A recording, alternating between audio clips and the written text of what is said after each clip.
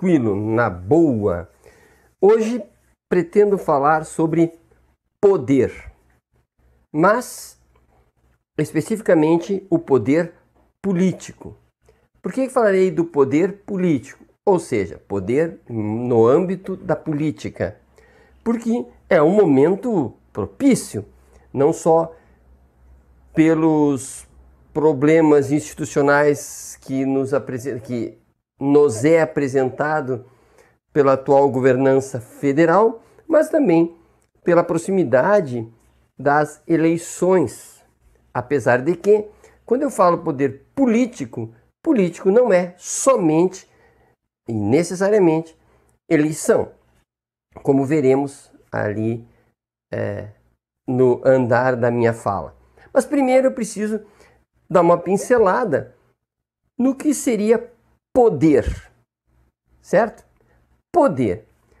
Pois bem, poder no contexto que eu vou dar, poder político, significa, primeiro, poder é a capacidade que alguém tem de mudar o comportamento de outra pessoa ou de outras pessoas, o que merece a nossa preocupação é quando, de fato, uma comunidade, uma pessoa, alguém muda o comportamento em função de outra pessoa ou de outra comunidade.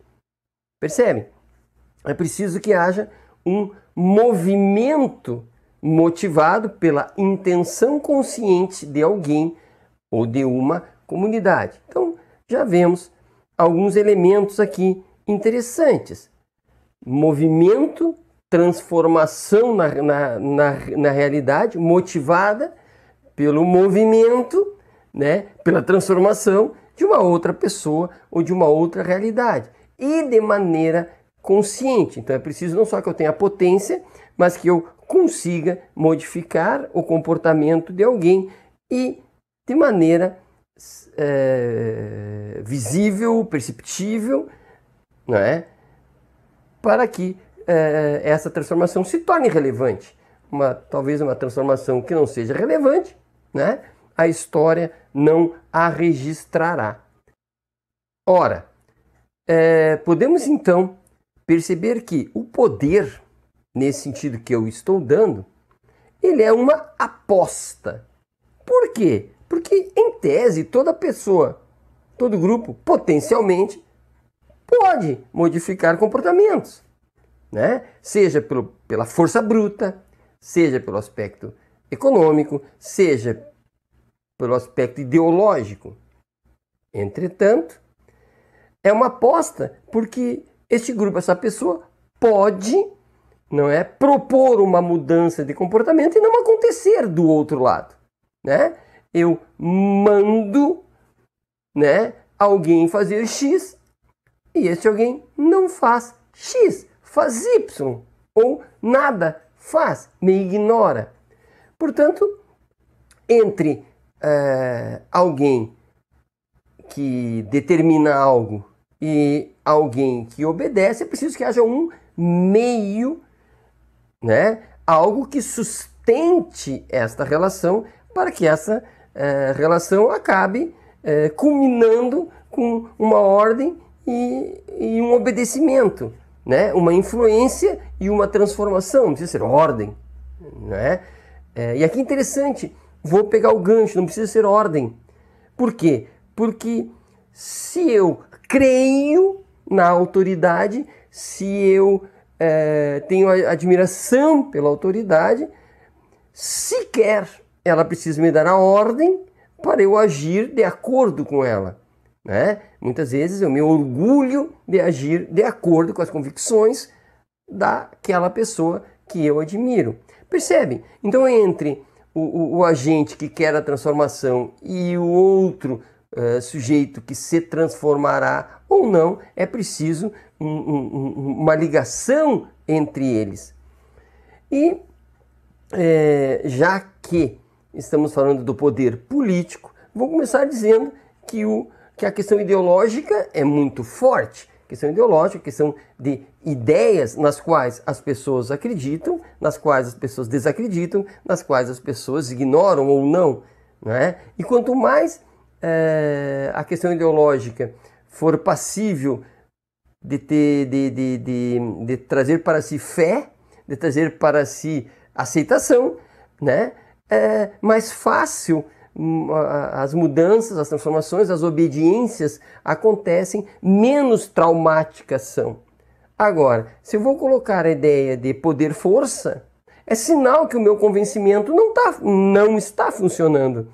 Se a pessoa não age de acordo com as minhas expectativas, né, naturalmente, né, eu vou usar da força, significa que eu não estou me fazendo compreender pela outra pessoa, não estou conseguindo fazer com que ela se convença da compatibilidade das aspirações dela com as minhas, não aceita a minha preponderância sobre ela, né? Então, veja, o poder é uma aposta. Também há a questão que é possível, né? O poder econômico, que também, claro, é uma grande força, né? Quanto mais a pessoa precisa, do seu ponto de vista econômico, tanto mais poder sobre ela eu vou ter se eu tenho as condições, né? Há prestígio, né? Também é um forte poder, né? A pessoa quer prestígio, ou a pessoa quer prestígio e age para obter esse prestígio, ou a pessoa age para manter esse prestígio e precisa de alguém para isso. Então vejam que o que há de comum em tudo isso que eu estou dizendo é que o poder só existe entre pessoas. O poder existe não de uma maneira natural, né? É sempre uma maneira artificial, a não ser que vai ser o poder da porrada, né? Quer dizer, naturalmente o mais forte bate o mais fraco, mas não é bem isso, né, que eu estou trazendo agora, mas é essa questão de que as relações existem entre pessoas, as relações não são exatas, né, porque A quer X que B fará X, né, fará aproximadamente X ou não fará X. Também quero dizer que, como é uma aposta, os meios são importantes, seja ideológicos, seja econômicos, sejam a força bruta, é preciso de meios mais eficientes, mais efetividade a gente terá lá no fim, né, em relação ao que a pessoa deseja e o que o outro faz. Lá no final, o sucesso ou insucesso tem muito a ver com esses meios. Percebe? Então, já dá para imaginar que tudo isso acontece dentro das expectativas, das vontades, dos desejos de pessoas. Ocorrendo entre pessoas, logo o poder sempre se exerce sob tensão, né? Porque sempre a imposição, né, será sempre resistida. Quanto menor a imposição, menos imposição ela é, mas as pessoas aceitam, portanto a tensão diminui. Poder político. Ora, se isso está acontecendo entre pessoas, é óbvio que é preciso convencimento, é preciso negociação, é preciso trabalhar com os desejos, com vantagens, com desvantagens, é preciso o diálogo, é preciso um discurso coerente e é preciso que se leve em consideração interesses. E levando-se em consideração tudo isso, sabe-se que o poder político se mantém na medida em que controla a tensão entre os grupos ou entre as pessoas. Portanto, quanto mais esse poder político ocorrer de maneira áspera, com atrito, com não aceitação, significa que mais força, né, alguém vai ter que usar. Quanto mais força se usa, é porque mais ilegítimo é a autoridade, a pessoa, quem está tentando exercer esse poder. Quanto maior a resistência, menor a legitimidade.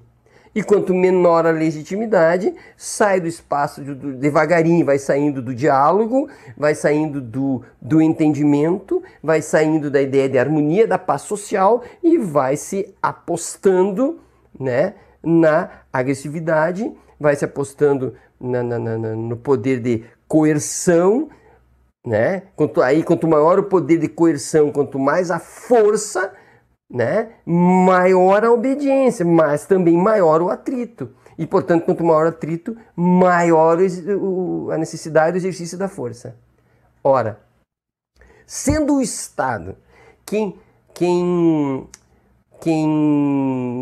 exerce o poder político de forma institucional, ou seja, as pessoas todas se organizam, todas aceitam a existência do Estado e devem, em tese, obedecer ao Estado. Quanto mais esse Estado é um Estado legítimo, tanto mais, né, ele é aceito, tanto menos a força o Estado vai precisar usar, porque é possível uma ausência da violência, porque as pessoas estão compreendendo o executivo, o legislativo, o judiciário, está entendendo a relação entre eles, está entendendo a relação entre eles e entre a população, portanto, a aceitação é maior, porque há legitimidade.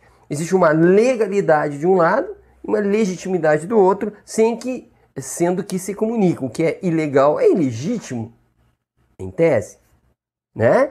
Porque a lei vem do legislativo que legitimamente vai estabelecê-la. Percebe? Estou dizendo tudo isso para que possamos observar a realidade nacional.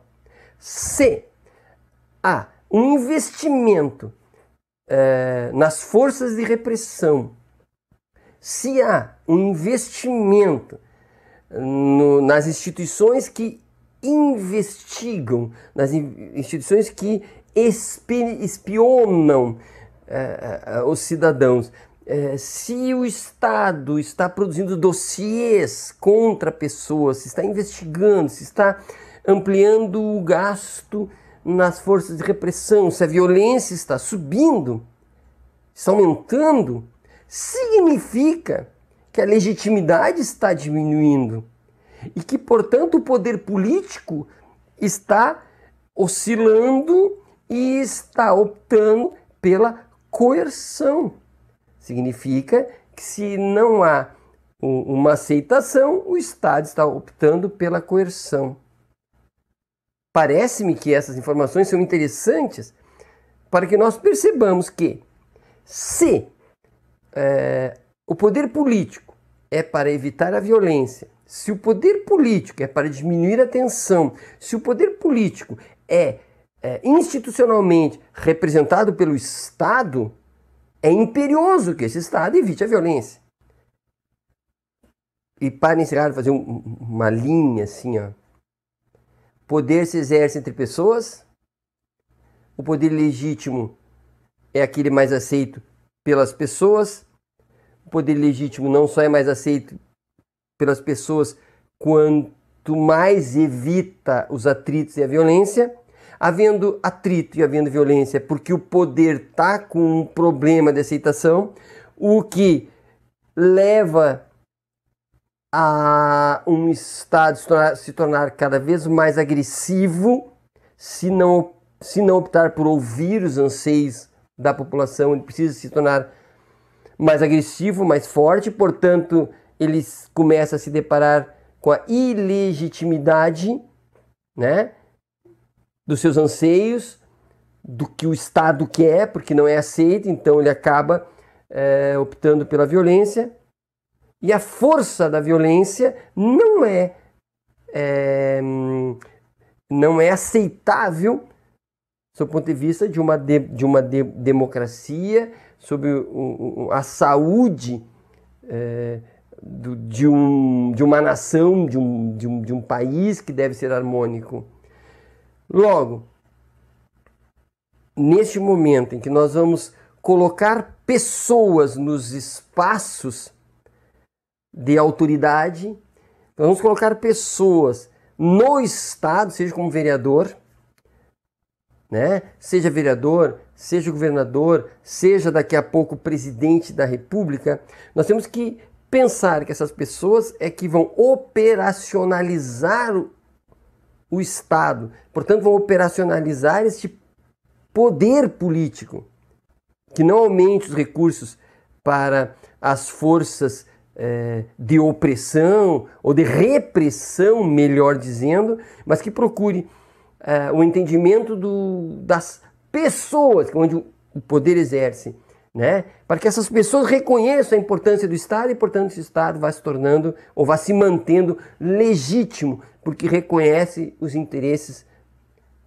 das pessoas, das populações que sustentam o Estado. Portanto, fica a dica e observem para quem nós vamos entregar o exercício do poder político ou ainda o exercício do poder político pelo Estado. Cuidado, abraço e até a próxima.